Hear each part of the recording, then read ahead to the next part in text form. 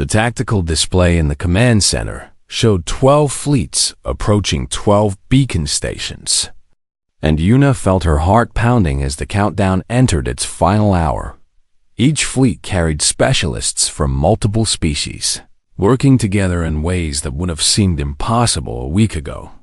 And the communication channels buzzed with coordination that crossed every boundary of the galaxy. Had ever known Kreth Fleet reports ready at Station 7. An officer announced Valith contingent. In position at Station 3, another voice. Confirmed. The reports continued as each force reached its assigned target. And Yuna watched green indicators light up across the map like stars being born. The holotide loomed at the center of the display, a sphere of absolute darkness that had consumed 53 star systems and showed no signs of slowing. The vulnerability window opens in 15 minutes, the SRE scientist reported. And all shutdown codes must be transmitted simultaneously within a 90-second interval. Yuna turned to the communication console where representatives from each great power waited to authorize the final commands. You all understand what happens if anyone hesitates or breaks formation, she said. The Valith Primarch's daughter nodded grimly. If even one station fails to transmit, the weapon will adapt and the vulnerability will close permanently, she confirmed. War Leader Thrang's voice came through the speakers from his flagship at Station 7. My warriors do not hesitate, he rumbled. And today we prove that the Kreth can be more than the galaxy believes. The Tefkai ambassador had insisted on joining his fleet personally, and his distinctive voice crackled across the channel. The Tefkai are ready, he reported. And we stand with our new allies against the darkness our ancestors should have destroyed long ago. Yuna felt the weight of the moment pressing down on her. The knowledge that she had helped bring this coalition together and that its success or failure would define everything that came after. The Arbiter placed a steadying hand on her shoulder. You have done what no one else could, he said quietly. And now we must trust that the seeds you planted will bear fruit. The countdown reached 5 minutes, and tension coiled through the command center like a living thing.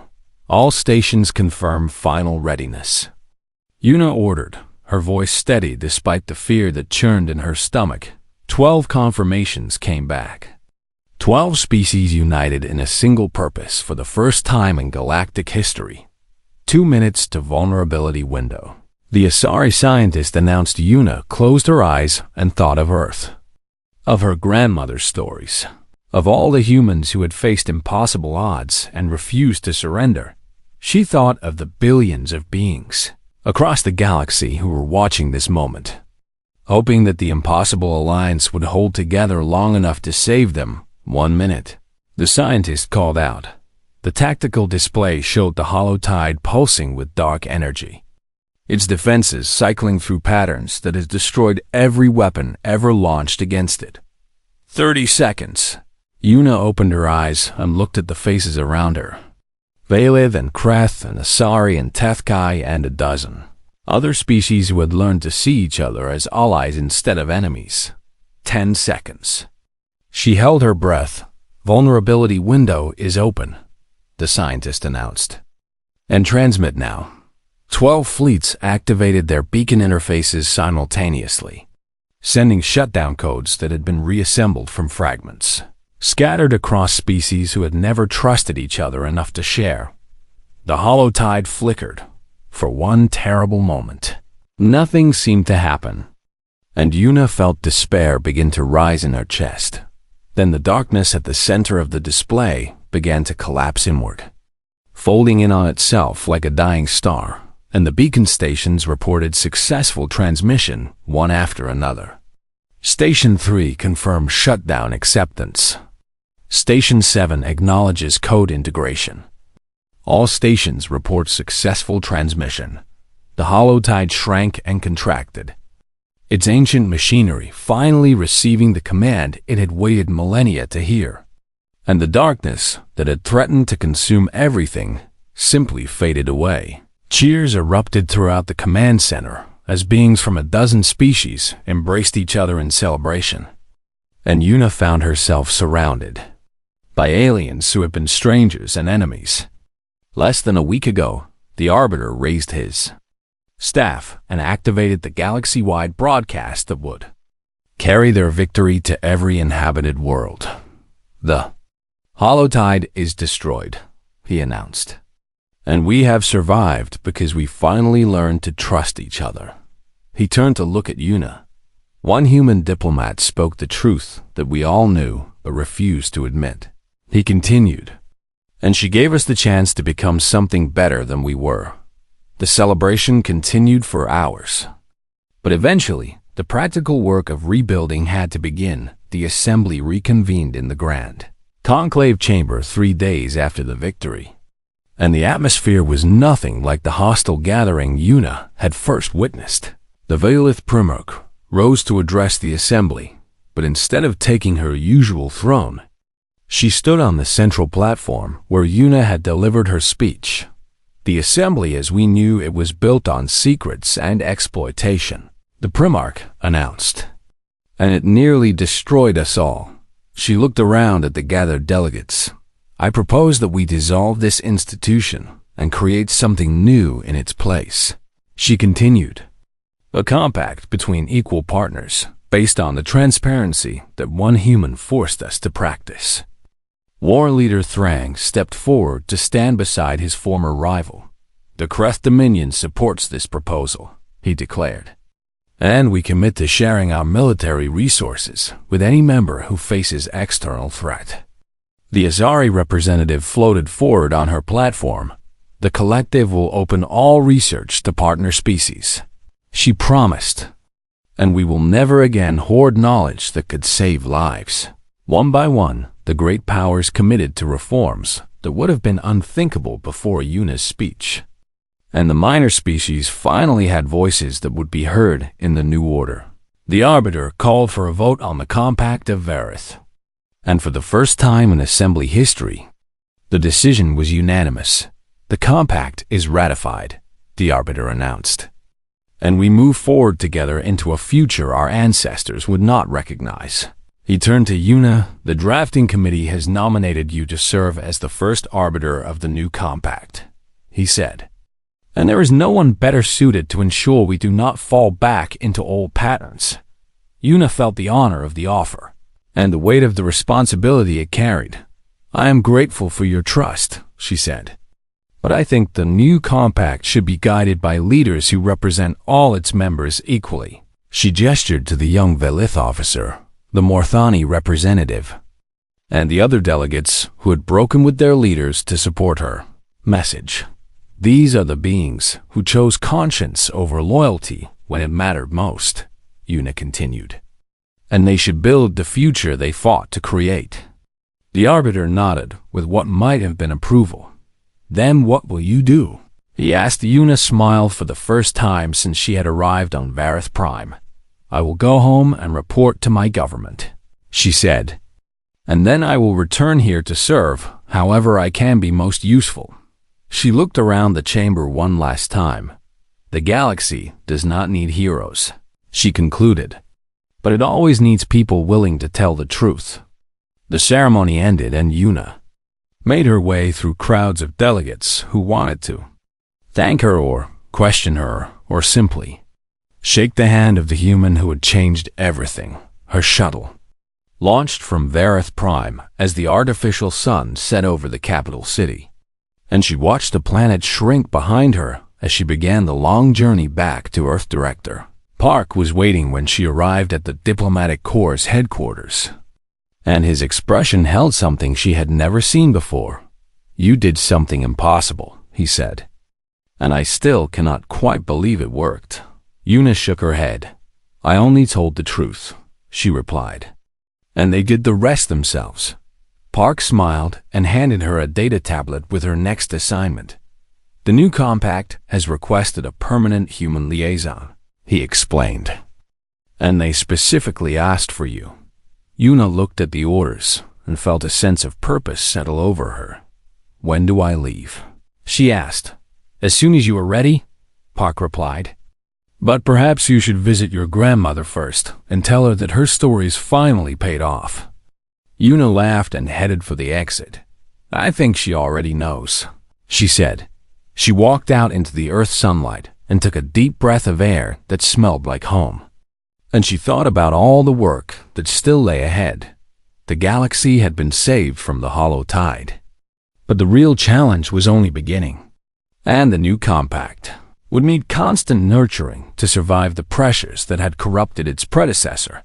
But for the first time in her life, Yuna believed that the future could be better than the past. And she was ready to do whatever was necessary to make that belief into reality. She looked up at the stars that humans had only recently learned to reach and smiled at the thought of all the beings out there who were. Looking back, they had learned to work together once. And perhaps they could learn to stay together. That would be the true test of whether one human's truth had really changed anything. And Yuna intended to be there to see the answer. The emergency command center beneath the Grand Conclave chamber hummed with activity as representatives from every species worked side by side for the first time in living memory. Yuna stood at the central holographic display, watching data streams merge into a coherent picture of the hollow tide. And she marveled at how much knowledge had been hidden behind walls of distrust. The combined information revealed something terrifying and hopeful at the same time. And the ancient weapon had a shutdown system that its creators had built as a failsafe. The tide is controlled by 12 beacon stations positioned at its outer edge, the Azari scientist explained, her manipulator limbs dancing across the controls as she highlighted locations on the map. And our ancestors designed it to require consensus to stop just as it required consensus to start. War Leader Thrang leaned over the display with narrowed eyes. 12 stations and 12 great powers, he observed. And I do not believe in coincidence. The Arbiter nodded slowly, his ancient face grave. The species that built the hollow tide became the foundation for our own assembly, he revealed. And they created a weapon that could only be stopped if their descendants learned to work together. Yuna felt a chill run down her spine as she understood the full scope of what they faced. They hoped their children would be better than they were, she said. And they built a test that would force cooperation or guarantee mutual destruction. The Velith Primarch stood apart from the main group, surrounded by advisors who whispered urgent counsel. And Yuna watched the conflict play out across the leader's silver features. 3 of the Primarch's own delegation had already defected to the reform movement, including her youngest daughter, and the political ground beneath her feet was crumbling faster than she could adapt. If we commit our ships to this mission, the Primarch finally said, then we leave our territory undefended and trust our rivals not to take advantage. War Leader Thrang made a sound that might have been laughter or contempt. You still think about advantage while the galaxy burns, he said. And even I am not that foolish. He turned to face the assembled delegates. The Kreth Dominion will commit our entire fleet to this mission, Thrang announced. And I personally guarantee the safety of any territory left undefended during the operation. The declaration shocked everyone in the room.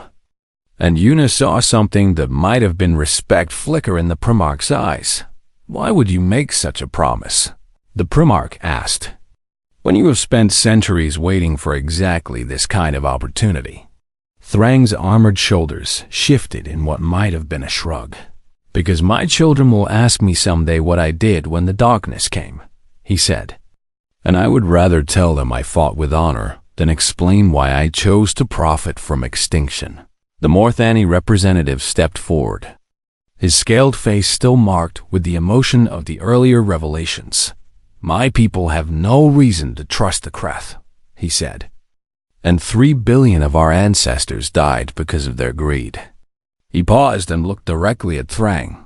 But this human has shown us that holding on to old hatred serves only to chain us to the past. The Morthani continued. And perhaps it is time to see if the future can be different. Yuna watched as the impossible began to happen. As species that had been enemies for centuries found reasons to set aside their grievances in the face of shared annihilation, the young Valith delegate approached her Primarch with data tablets containing strategic projections. If we coordinate with the Kreth fleet, our combined forces can reach all 12 beacon stations within the vulnerability window, the young officer reported. But only if we share navigation data and communication protocols in real time. The Primarch took the tablets and studied them with the calculating attention of a leader who had survived 300 years of political warfare. You ask me to give our enemies everything they would need to destroy US. She said to no one in particular. I ask you to give potential allies everything they need to save us, her daughter replied. The Primarch looked at Yuna across the crowded command center. You started this fire, the Primarch said. And now you ask us to burn down everything we have built. Yuna met her gaze without flinching. I ask you to build something better on the ashes, she replied. The Primarch was silent for a long moment, and the entire room seemed to hold its breath. Very well, the Primarch finally said. And the Valith Confederation will commit to this mission under the terms the human has proposed. She handed the tablets back to her daughter with something that might have been pride. You will command our contingent, the Primarch told the young officer. And you will represent what our people could become instead of what we have been. The Azari representative floated forward on her platform. The collective will share all research on the Holotides technology, she announced, including data we have kept classified for generations. She made a gesture that Yuna did not recognize. My people created this weapon through our ancestors' arrogance, the Azari said. And it is our responsibility to help destroy it. One by one, the great powers committed their resources to the mission. And Yuna watched centuries of carefully maintained secrets dissolve in the face of extinction. The Tefkai ambassador was the last to speak, his many eyes fixed on Yuna with an intensity that made her uncomfortable. The Tefkai have no love for humanity, he said. And what you have revealed about our activities will haunt my people for generations. He paused and his eyes blinked in a complex pattern. But you spoke truth when others would have spoken flattery. He continued. And that is a kind of honor my people once valued before we forgot what it meant. The ambassador made a formal gesture of acknowledgement toward Yuna. The Tefkai will join this mission, he announced. And we will consider what other truths we should perhaps stop hiding from ourselves. The Arbiter moved to the center of the room, his presence commanding attention as it always did. We have less than 3 cycles to plan and execute an operation that would normally take months of preparation, he said. And we will need to trust each other in ways we have never done before. He looked at Yuna. This human sparked the fire that burns away our old assumptions. The Arbiter continued. And I propose that she coordinate the mission, since she has no allegiance to any faction and no reason to favor one species over another. Protests erupted from several delegations. But the Arbiter raised his staff for silence. She is the only being in this room that everyone has equal reason to distrust, he explained. And that makes her the only neutral party we have. Yuna felt the weight of the proposal settle on her shoulders, and she understood that accepting would mean taking responsibility for the fate of trillions of lives. I am one human diplomat who has been on Vareth Prime for less than a standard week, she said. And there are beings in this room with centuries of experience I cannot match. The Arbiter smiled, a rare expression on his ancient face. Experience has taught us to be enemies, he replied. And perhaps what we need now is someone inexperienced enough to believe we can be something else. Yuna looked around the command center at faces from a dozen different species. Some hostile and some hopeful and most somewhere in between. She thought of her grandmother's stories again, of ordinary people who had changed history because they refused to accept that things had to stay the way they were. I will need complete honesty from everyone, Yuna said, and I will need you to tell me when I make mistakes instead of waiting to exploit them. She straightened her shoulders and felt something click into place inside her. Show me the battle plan, she continued, and let us save the galaxy together. The next 72 hours passed in a blur of coordination and compromise and desperate improvisation. And Yuna learned more about alien psychology and military strategy than years of diplomatic training had ever taught her.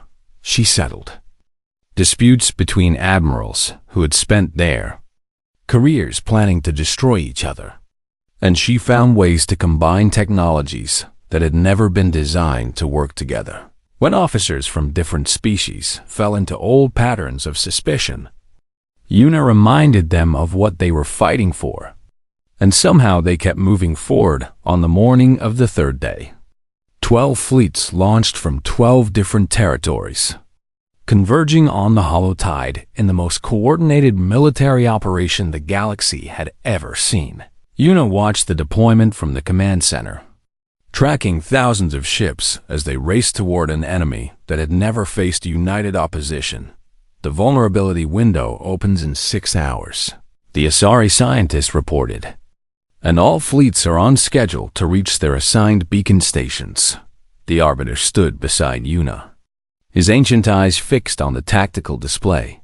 You have accomplished something remarkable, he told her quietly, and whatever happens next, the galaxy will never be the same. Yuna nodded, but kept her attention on the ships, carrying the hope of trillions. Ask me if it was remarkable after we see whether it works, she replied. The countdown continued, and the fate of the galaxy rushed toward its final test. The silence in the grand conclave chamber stretched like a held breath, and Yuna could hear the soft hum of the crystal walls as thousands of beings processed what she had revealed. The Tifkai ambassador was the first to speak, his voice sharp with barely controlled rage. This human has violated every protocol of diplomatic conduct, he declared, and she must be expelled from this chamber immediately along with her entire species.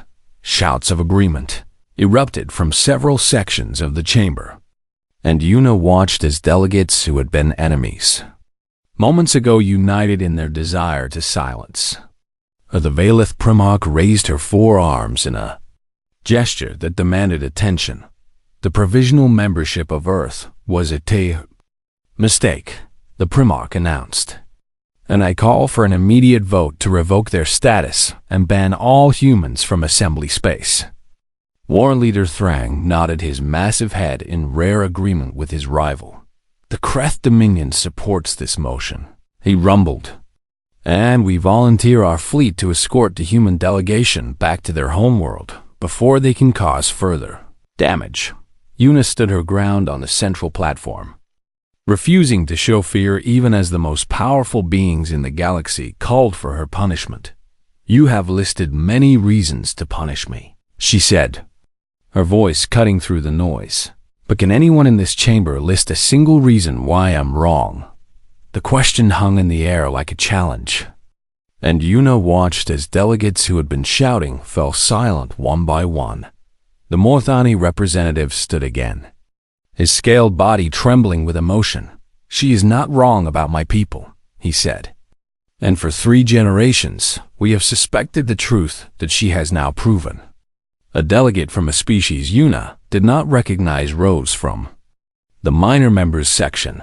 The evidence she presented about the trafficking networks matches reports my government has compiled for decades, the delegate said, and we were told that no one would believe us if we came forward. More voices joined the chorus. Representatives from species that had suffered under the system the great powers had built. And Yuna realized that she had ignited something that had been waiting to burn for centuries. A young Valith delegate stood in direct contradiction of her Primarch, her silver skin flushing with colors that indicated strong emotion. I've read those sealed archives, the young Valith admitted. And I joined the diplomatic corps because I believed we could be better than our past. The Primarch turned to face the dissenter with shock and fury. You forget your place, the Primarch hissed. And you forget what loyalty means to our people. The young Valith lifted her chin in defiance. I remember what honor means, she replied.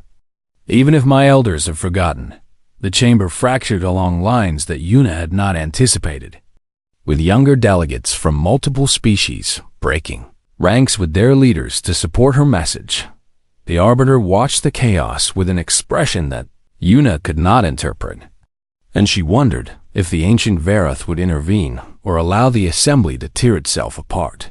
An alarm suddenly cut through the noise, a piercing tone that silenced every voice and froze every movement. The main display activated automatically to show a tactical map of the galaxy, and Yuna watched as another star system disappeared into the Holotide's advancing darkness. The Krull system has fallen, the automated voice announced, and projections indicate the Holotide will reach Varath Prime within 4 standard cycles if current expansion rates continue. The reality of their situation crashed through the political drama like cold water, and delegates who had been arguing about Yuna's fate turned to stare at the approaching doom. 4 cycles, the Asari representative whispered, her usually calm voice cracking with fear. And we have wasted 3 already with our debates. War leader Thrang slammed his fist against his console. Then we attack now, he demanded. With everything we have before it is too late. The Valith Primarch shook her head. A direct assault would be suicide without knowing what we face, she argued. And the Kreth would simply throw away lives that could be saved. What good is saving lives if everyone dies anyway? Thrang roared back. Yuna stepped forward on the platform, raising her hand for attention. You still have the information you need to fight this threat, she said. But you still refuse to share it with each other. She pointed at the Asari representative. You know what the Holotide truly is and where it came from. She turned to Thrang. You know its weakness and how it might be stopped. She faced the Valith Primarch. You know how to move ships and people to safety while others mount a defense. Yuna spread her hands to encompass the entire chamber.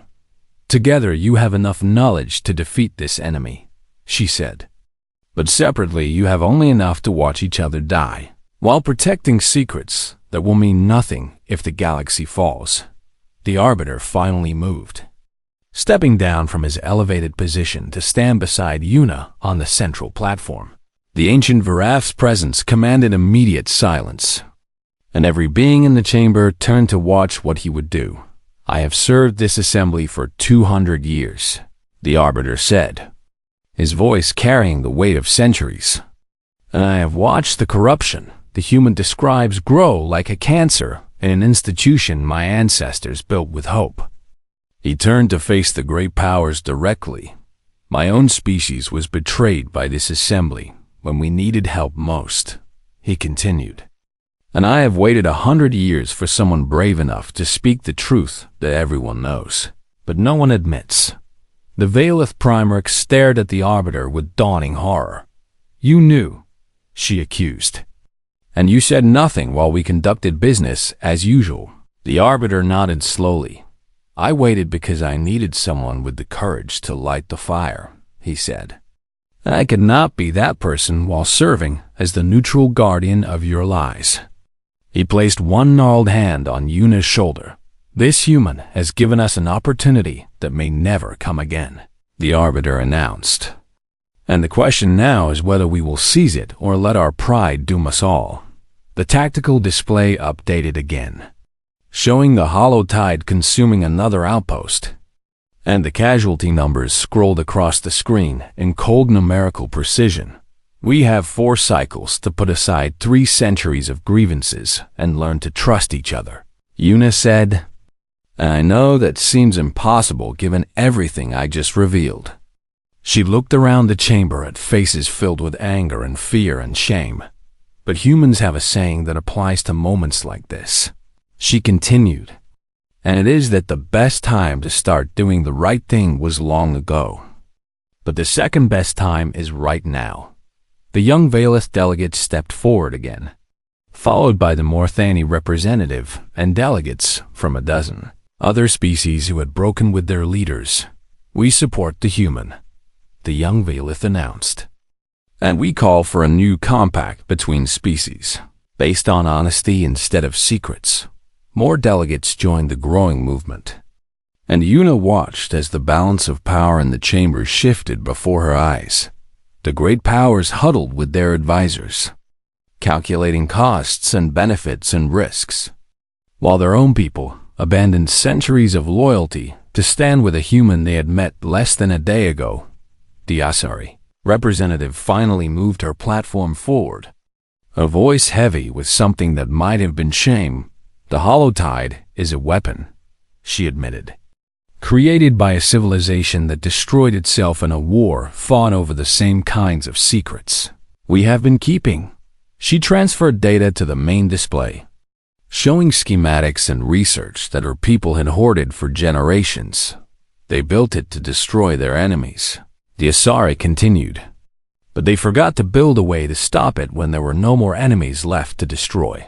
The revelation sent waves of murmured conversation through the chamber, and Yuna felt hope kindle in her chest as she watched the first cracks appear in walls that had stood for centuries. "Share what you know," she urged, "all of you, right now, before another system falls." War leader Thrang growled deep in his throat, but transmitted his own data to the display. "Kreth sensors have detected energy patterns that repeat in cycles," he admitted, "and our analysts believe these may be vulnerability windows when the tide's defenses are weakest." The Valith Primarch hesitated longest, her silver features rigid with the effort of abandoning a lifetime of political calculation. "The safe passage routes," she finally said, "and the coordinates for the tide's central point." She sent her data to join the rest, and for the first time, the assembly had a complete picture of the threat they faced. The Arbiter examined the combined information with eyes that held renewed purpose. "There may be a way," he announced, "but it will require perfect coordination between species who have never trusted each other." He looked at Yuna with something like gratitude, "and it will require someone willing to help us learn how to work together." Yuna met his gaze and nodded, accepting a burden she had never expected to carry. "Show me what needs to be done," she said. The corridor leading to the Grand Conclave Chamber seemed longer than Yuna remembered, and her footsteps echoed against the polished floor as she walked past statues of ancient diplomats who had shaped galactic history. Guards from 6 different species stood at attention along the walls, their weapons held in ceremonial positions that could become deadly in an instant. And Yuna felt their eyes tracking her as she moved toward the great doors.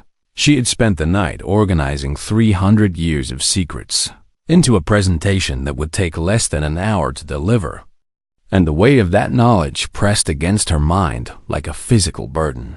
The doors opened before her, and she stepped into the chamber, where thousands of beings from across the galaxy had gathered to witness whatever spectacle the humans had planned. The Valith Primarch sat upon her elevated throne with an expression of bored amusement, and War Leader Thrang of the Kreth leaned forward in his seat with the eager anticipation of someone expecting entertainment. The Asari representative floated motionless on her platform, and the Tethkai ambassador's many eyes followed Yuna's progress across the floor with undisguised hostility. Yuna reached the central platform and bowed to the Arbiter, an ancient Varith whose species had founded the assembly before most of the current members had achieved space travel.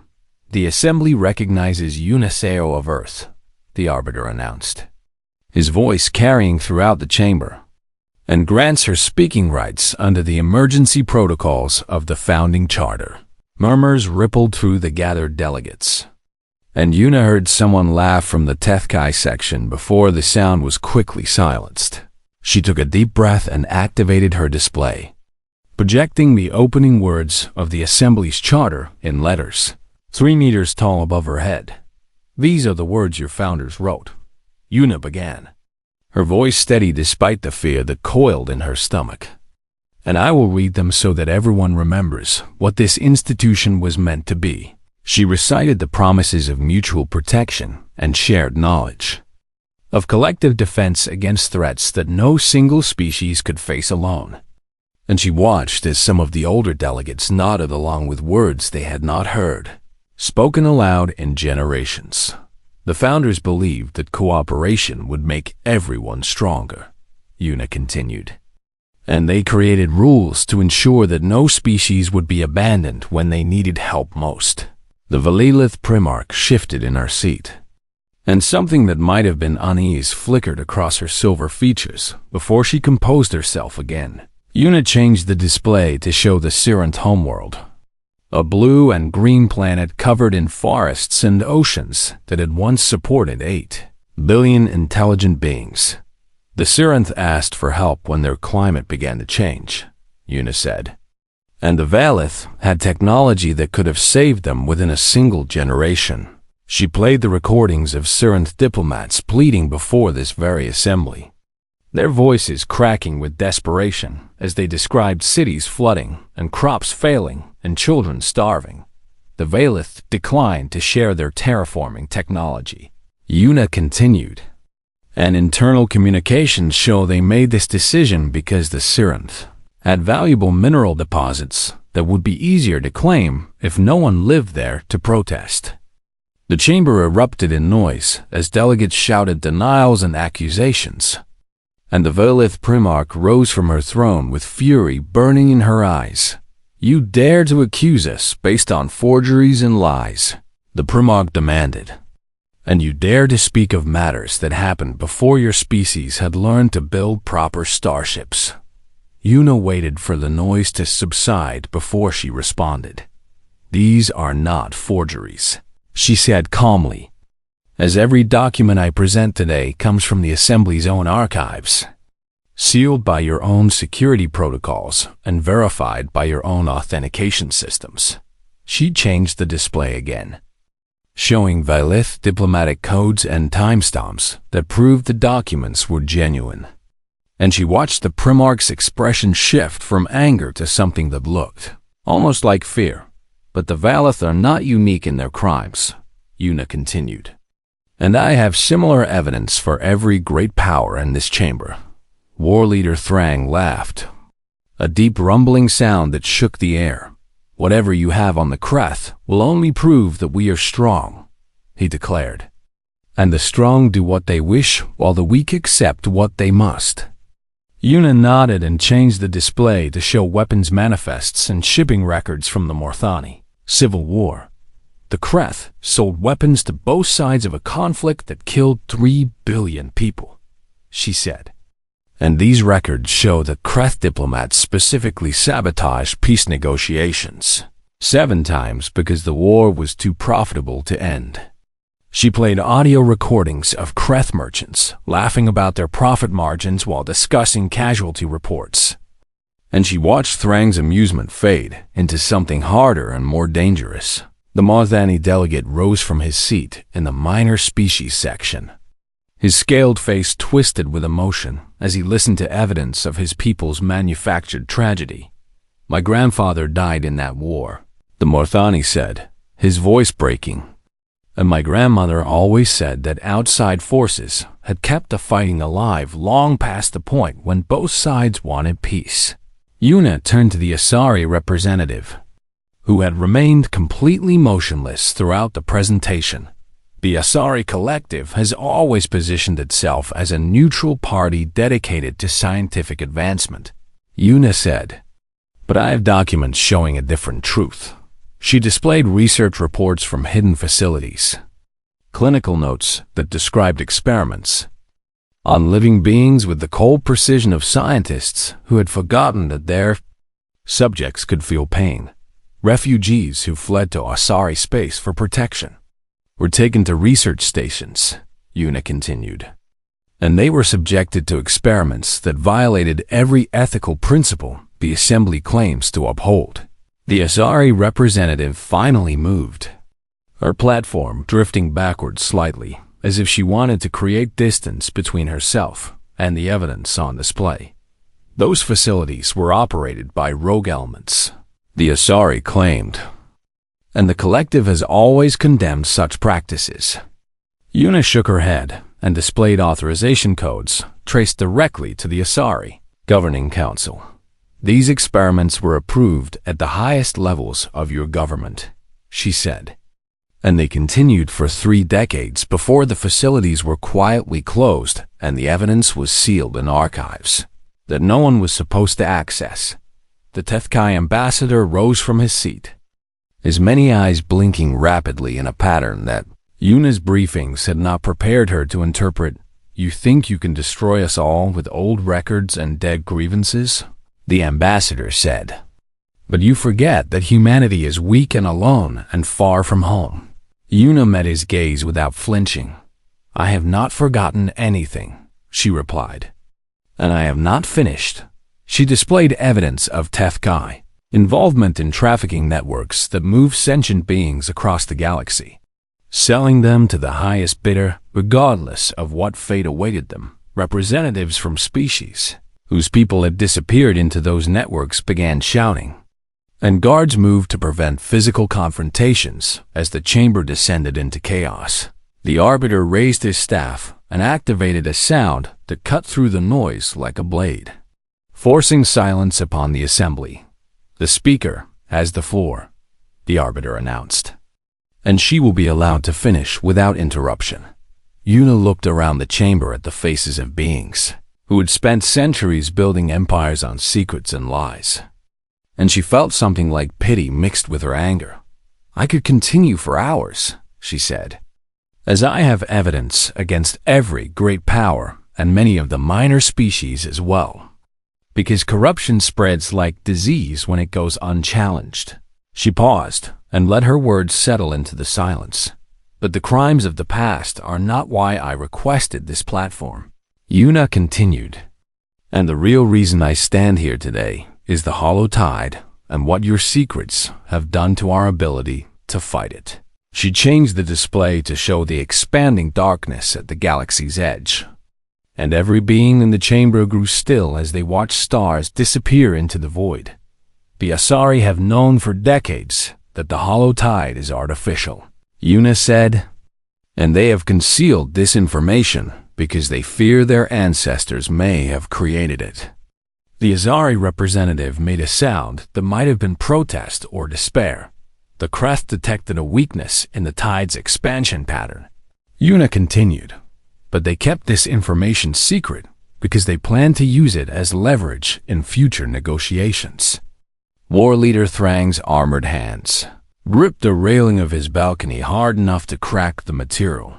The Valeth mapped safe passage routes through affected sectors.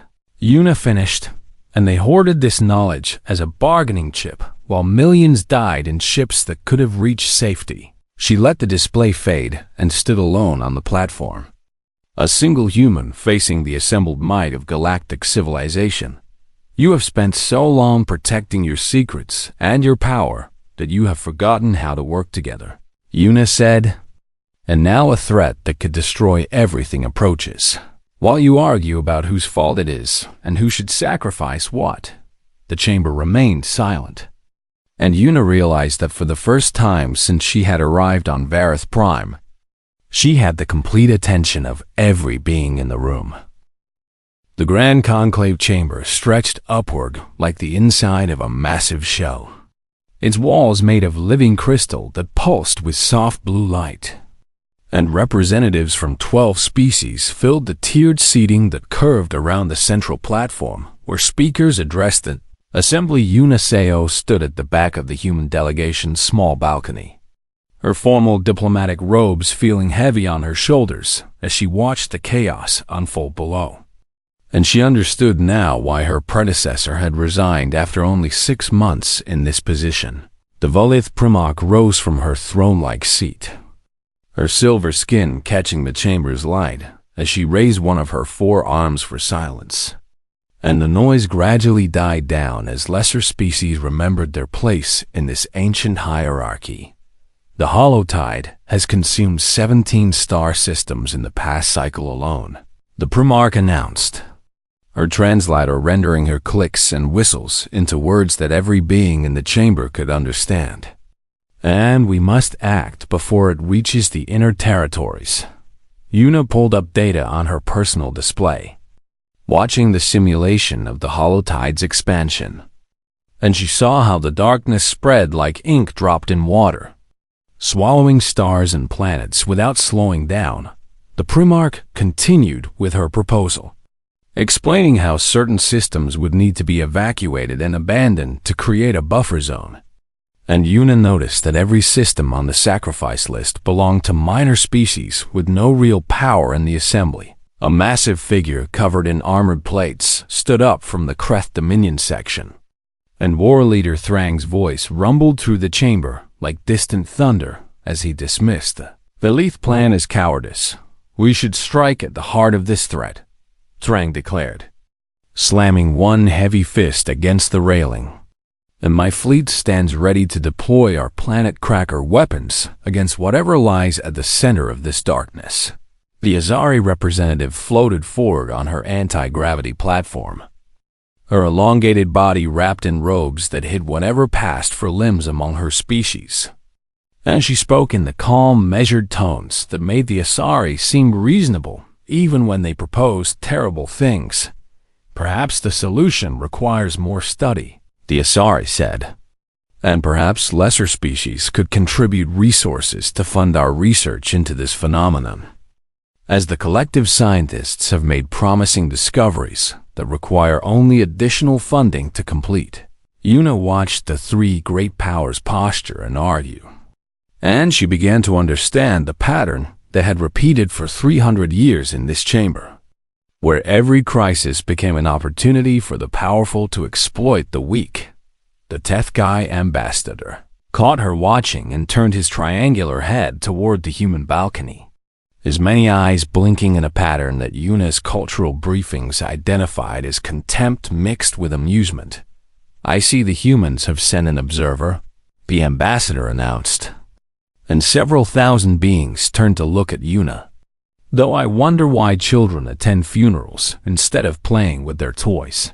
Laughter rippled through sections of the chamber, and Yuna felt her face grow warm, but kept her expression neutral as she had been trained to do during 3 years at the Diplomatic Academy. She gave a slight bow that acknowledged the ambassador's words without accepting his insult. And she remained silent because provisional members had no right to speak unless directly asked questions by a full member. The session continued for another 6 hours, with each great power rejecting every proposal that didn't benefit them directly. And minor species occasionally tried to speak, but was shouted down or ignored when the Arbiter finally called for recess. Yuna made her way down to the administrative level where requests for speaking rights were processed by ancient machines that hummed with technologies older than human civilization. The bureaucrat who received her request was a small creature with too many joints in its arms, and it stared at her paperwork with obvious confusion. Provisional members do not address the full assembly, the creature said, as this has been the rule since before your species discovered fire. Yuna kept her voice calm and respectful as she explained that the charter technically allowed any member to request speaking rights during emergency sessions, and she pointed to the specific passage that she had memorized during her journey to Vareth Prime. The bureaucrat consulted with colleagues and eventually admitted that no rule explicitly forbade her request, and the creature stamped her form with clear reluctance before warning her that the Arbiter might simply deny her the platform. She returned to her quarters as the artificial day cycle dimmed toward evening, and she asked her AI assistant to compile every record of assembly proceedings for the past 3 centuries. The data filled her room's display screens with text and images and video recordings, and Yuna began to read with the careful attention that had earned her top marks in every class. she had ever taken the first file. Described how the Valith had refused to share terraforming technology with the Sirenth species during a climate catastrophe. And she watched recordings of Sirenth diplomats begging for help while Valith representatives talked about proper channels and resource allocation priorities. The Sirenth no longer existed, and their empty homeworld now served as a Valith mining colony. Una moved to the next file and found records of the Morthani Civil War, where internal documents showed how the Kreth Dominion had sold weapons to both sides while their diplomats called for peace in public sessions. The war had lasted 40 years longer than it should have, and 3 billion Morthani had died, and the Kreth had recorded profits that still funded their military expansion. Today, she read about Asari research facilities hidden on remote moons, where refugees had been taken for processing, and she saw the clinical reports that described test subjects by number because names might create emotional attachment among researchers. The hours passed and Una kept reading, and her expression grew darker with each new revelation as she understood that the assembly was not a flawed institution trying to do good, but a system designed to protect the powerful from consequences. Her personal communicator chimed with an incoming call from Earth, and Director Park Jin-ho's tired face appeared on her screen as he looked at her with concern. "I've received reports that you requested speaking rights," the director said, "and I need to know what you're planning before you do something that gets humanity expelled from the assembly." Una explained what she had found in the records, and she watched the director's expression shift from concern to something that looked almost like fear. "If you expose this publicly, the great powers will destroy us," Park said, "and 40 years of careful diplomacy will mean nothing." Una thought about her grandmother's stories of occupation and resistance, of speaking truth when silence would have been safer. And she remembered the old woman's words about how silence in the face of evil was itself a form of evil. What good is membership in an institution built on lies? Una asked. And what good is safety purchased with our integrity? The director was quiet for a long moment before he finally spoke again. "Earth cannot officially support whatever you do tomorrow," he said. "But I personally hope you burn the whole rotten structure to the ground." The call ended and Una returned to her research, gathering evidence and testimony and data into a single presentation that would either change the galaxy or end her career and possibly her life. Her hands trembled as she worked, but she did not stop. And when the artificial dawn began to brighten her windows, she had finished preparing the truth that no one in the assembly wanted to hear. The summons came an hour later, confirming that the Arbiter had granted her request to address the full assembly, and Una dressed in her formal robes one final time before walking toward the chamber where the most powerful beings in the galaxy waited to hear what one young human had to say.